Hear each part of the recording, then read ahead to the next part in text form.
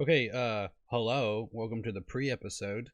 I'm gonna be running in like the next several episodes of the series, like like pilot introductions. So this is a pre-pilot pre-introduction.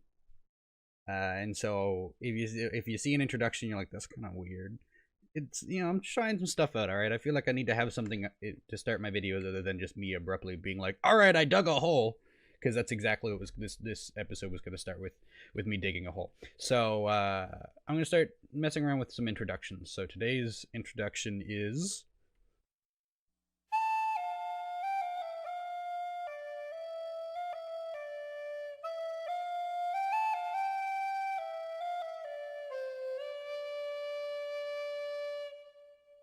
okay. So right now, Danny and I have been mining out this. John and Danny actually did the center bit, but I've been helping Danny with the outside part because he forgot to do the outside bits. So this is gonna be a slime farm, of course. That's why there are slimes. The way this will work is there'll be a slime chunk there and there, with the middle one not being a slime chunk. And we'll build, it's the same one I did a couple worlds back in my single player that Nembom designed, where it's basically the whole chunk is spawning platforms, and then you go 3 blocks out for airspace, and on the bottom you've got your magma blocks to kill the slimes.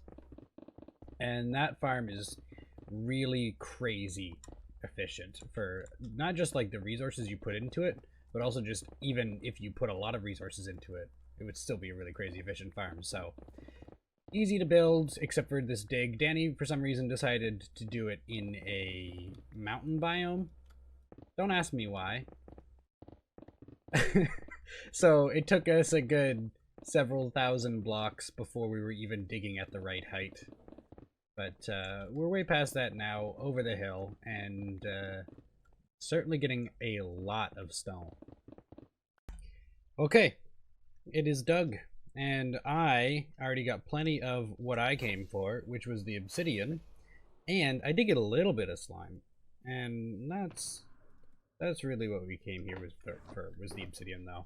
So that slime, that'll hold us over for a while. The obsidian, though, that's a long time. We won't need obsidian for ages. You know how many ender chests that is? I'm going to leave this one behind. I'm so wealthy. There's nothing else in these chests other than like cobblestone and stuff, and we may come back to this as a source so we can do slabbing in the this one in the nether. We have got a lot of slabbing to do, so having lots of stone and cobblestone will be very, very helpful. All right, so now that we've finished preparing to build our sorting system, naturally the next thing I'm going to do is get a full set of netherite equipment, because I don't actually have the time nor energy today to actually start my sorting system, so I'm not gonna. And instead, I'm going to go get netherite. And the way I've elected to do this is via TNT. I'm gonna experiment a little bit on new methods to use TNT. Previously, I just dig a long tunnel at, what level was I digging? Oh, at 9, I think? That sounds right. I was digging it at 9. And then blowing up just a long line of TNT. But that was obviously very wasteful. So instead I'm going to go for something a little bit different. I'm going to poke around and I'll show you a few concepts that I have. Alright, so my thought process is we can kind of do sort of the same system as the beds with a lot less hassle by using TNT in that method. And with like enough of it, well, with that one, we should be able to achieve the same kind of clearing effect with a lot less headache from like the bed damage and the flowing lava and the fire and all that. Also, a lot less inventory screwery as well. Okay, right. Because you don't have to like be making beds as often. Okay, maybe this is a little too deep. I think that maybe I am a little deeper than I need to be. So let's go up a few blocks and do this for a little bit and see how we like it. Alright, so I decided I hated that, and instead we're gonna do something super different again. to try and get even further away from the incredibly annoying lava pools. Because they're everywhere. I don't know what's wrong with this nether, but it feels like it just really wants me to be unhappy. So what we're going to do now is we're going to do a similar thing where we do our long tunnel, but then we're going to do like an area where we do like a large burst, maybe?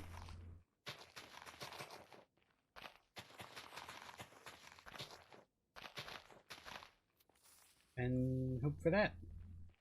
Okay, so the new theory, the new plan is every so often we've got like an offshoot like this where there's a bunch of it all the way down this long tunnel, and we hope it doesn't kill us. I've had a bunch of very near-death experiences, so I'm starting to get a little bit of a bad feeling about the TNT plan, but it's what I'm doing, you know? It's where we're at.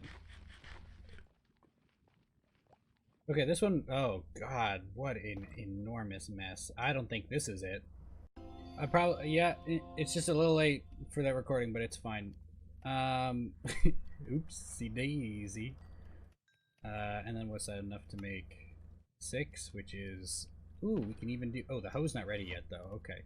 I also realize I don't need to do my sword. Yep. What else could I possibly, okay, so we have to keep one for a hoe. One set aside for a hoe, and then I guess I can make a couple lodestones for the coolness, which are made out of blocks that are blocky. Right? Yeah, let's make, I don't know, 2 lodestones. One for the overworld, one for the not overworld. That'll be neat, I guess. So we'll put this one, this center, okay.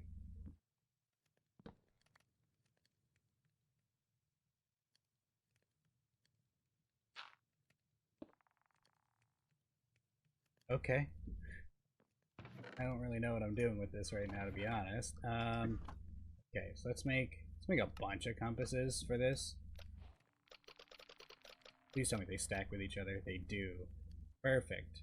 We'll rename them to not Goron's base. Look, we should capitalize that. No, yeah, no. Base is not a title. That's my name. Yeah, not Goron's base. There you go.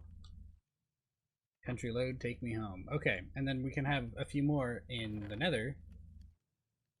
Or another one in the nether so I know how to get to the home from the nether. And then I can just roam. Compass. There you go.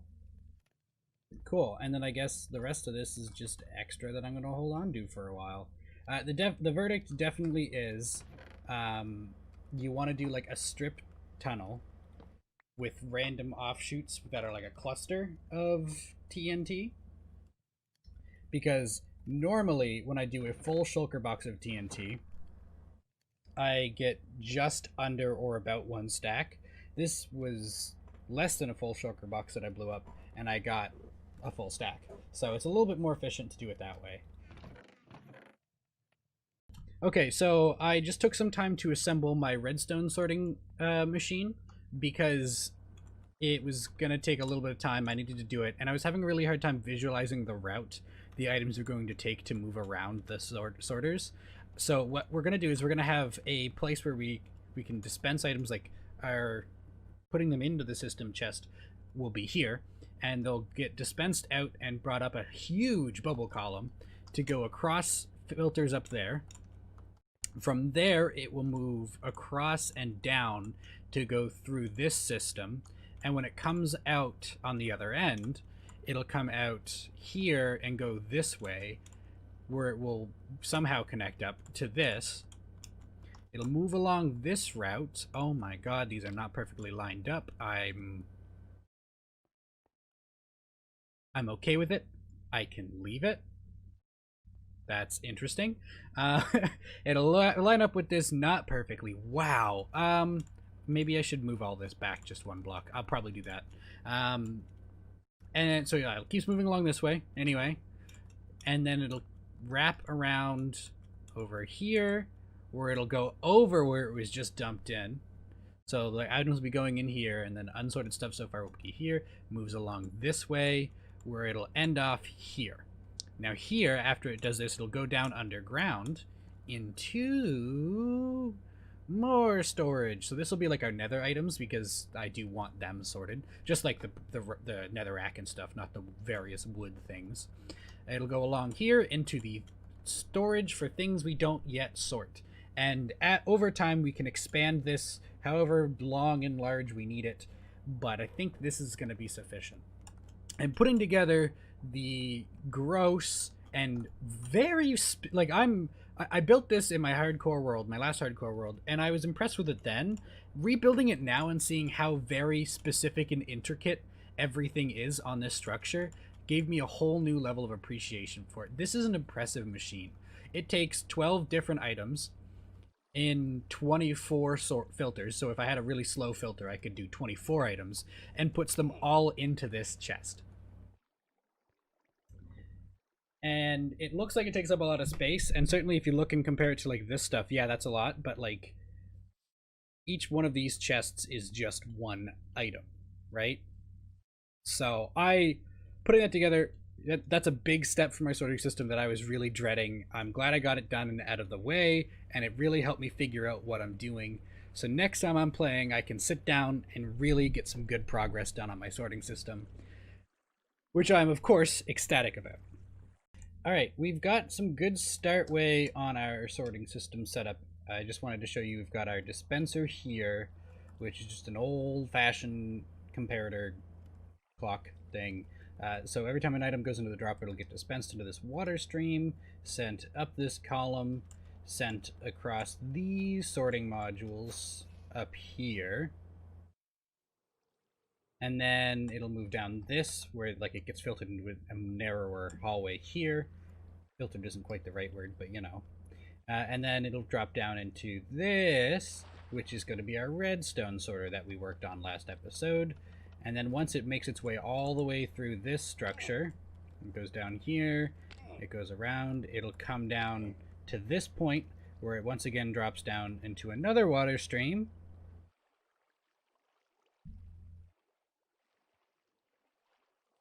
Where it goes up another column, and then across this sorting part, where it's going to go around, it's going to go cross over this, and I'm not sure if I'm going to make this down lower one more so it's easier to hide this. I think I probably will. Actually, maybe even two more and have the stairs come up like here. But that's a later problem. So it'll cross that, which is actually going to be a doorway, and then go across here, wrap around, hit another set of pickles here to go across this, and then wrap around and do it again one more time where it'll go down here. Once it ends here, it'll drop down underground into... I actually haven't dug it yet. It is not as close as I thought it was. Oh no, hang on just a second.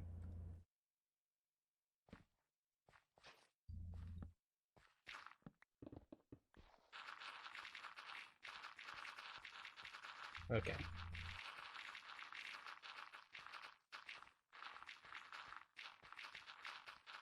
It'll drop down to here. It was just straight down that way. It's pretty well lined up actually. So it'll go down to here where we'll sort even more items out until finally we hit that unsorted just whatever part. So I've actually had a thought. I wanted to keep a window here that I could just like fly straight in, because this doorway is actually more of into just like more of a castle. So I want this to be like a way I can fly in and out easily. And of course, if I have the items go straight out here, it'll be in the way. So I guess I have to bring them up another bubble column where I can go up and around and then back down over here to that part, which is not a big deal. It's just not a no deal. Okay, over a brief moment of thought, I realized it's going to be easier to go down underneath this and then pop back up, because going up and around would require us, we have to get it to, because right now like the items would be following along this line where it's on both blocks, so to get it so it goes into the bubble stream here in one block would require a bit more space, and this is the edge of the window right here. So instead what we'll do is we'll have, I don't know, some sort of trapdoor to hide it as far as the wall of the window goes here, and it'll just drop down this block. This many blocks? I don't know. Ooh, another big problem. Oh, shoot. I know what to do here. It's fine. We'll keep going. And then back up there. Which is... Yeah, that should be enough room. But we can actually... Let's bring it... Just bring it up here. Just for as much space as possible. Alright, there it is. That is the machinery of the sorting system all installed. Nice and easy peasy. Actually, it was not at all. What's next is I have to put in the filters for all of them. As you can see, I have not done the filters. There are a lot of items. This is going to take a while, and I'm really not looking forward to it. But it's the next thing, and then once we get that, we can continue. We can continue. We can just keep going. There's so much to do. Alright, we've got our sorting system operational now. I realize it doesn't have all of the mob drops sorted yet, which is a bit of an inconvenience, but we can look into addressing that pretty soon. It wouldn't be difficult to just like put in a chest for you know, rotten flesh, bone, arrow, whatever else. I don't know. Who cares? The only thing we sorted is gunpowder so far. And then other than that, I don't think there's really anything else that I'd like urgently need to sort. I wouldn't mind doing various of like the plants and things, but at the same time, because they're all going to be connected to their own farm structure, it doesn't really matter. Like the sugarcane is its own structure, the cactus will be its own, so they don't need to be plugged into this system, I don't think. But for now, this is operational. We can see we've got lots of items swirling around there. So now we need to move on to making this an actual indoor secure location. So we've taken some time to make a couple small contraptions. We've got our ore breaker here where you basically, you load up your ore in the dropper or this chest if you've got that many, and you can just stand here and hold right click and you'll continually be fed one new one and you can really AFK it. Breaking ores is already super AFK, but I was like, whatever, I can make it slightly more AFK. And then I made this flower farm, which you load up with bone meal here. And hopefully, yeah, we watch the bone meal get zerped out by the hopper there, and then distributed to these droppers or dispensers, and then they're not loaded completely full of bone meal yet, but you see how quickly we can get some flowers. So yeehaw, that's excellent.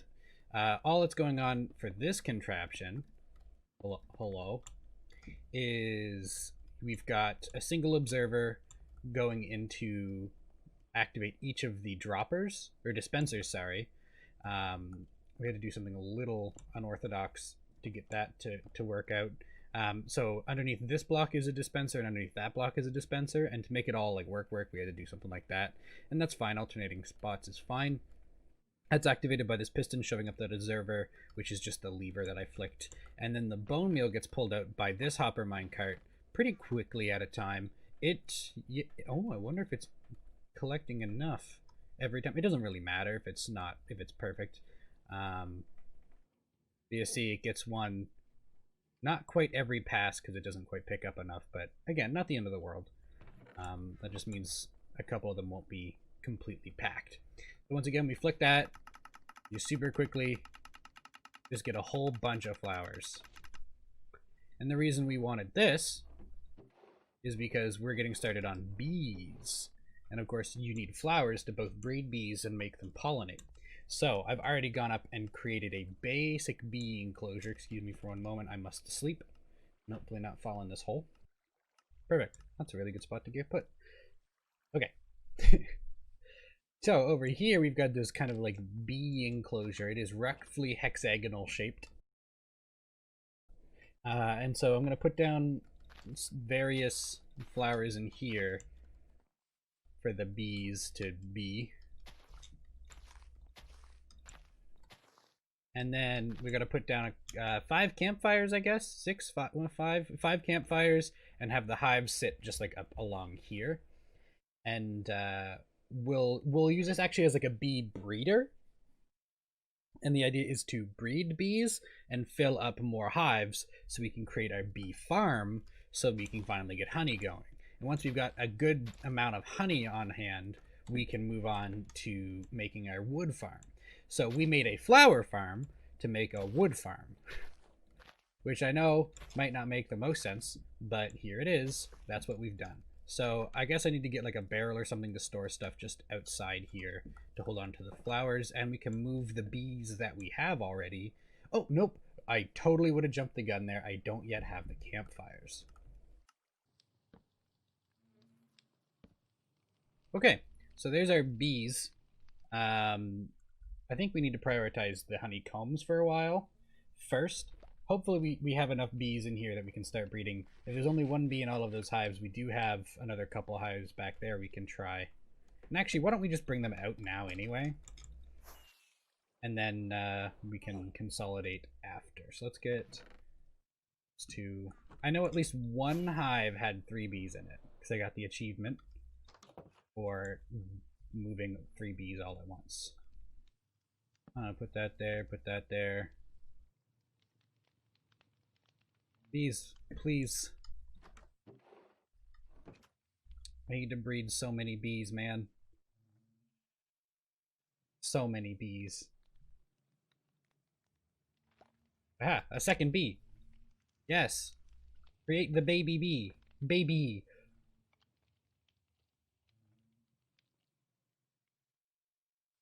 Whatever, it's a start. Beautiful. So this is the beginning of our bee, our massive bee colony. And this is not the bees. This is not the bees. That's my melon loader. Right, okay. Where the heck did I mark for the bees then? I meant to put that next to that. This furnace. Bees? This is bees. This was gonna be bees. My bee thing will be how many? 1, 2, 3, 4, 5, 6, 7, 8, 9, 10, 11, 12, 13, 14 bees in size. Beehive, bee nests in size. So that's not actually that bad. We can get that started hopefully pretty soon.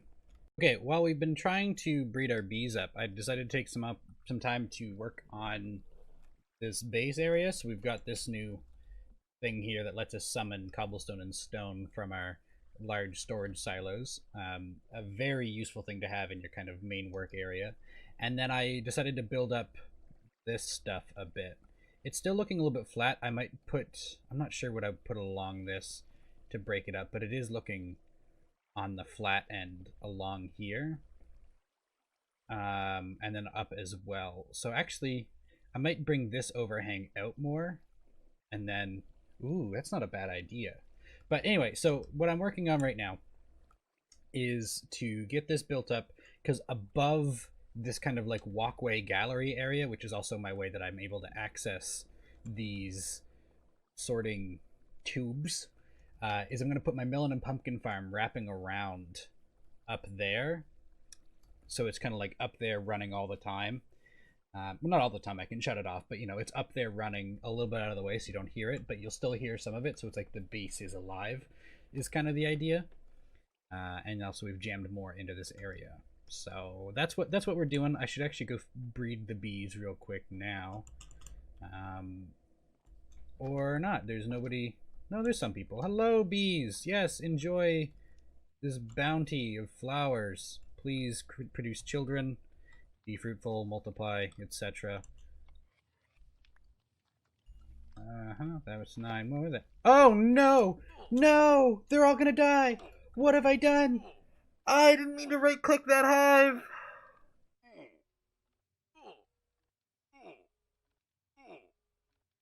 That is terrible. I've just killed, like, 4 bees.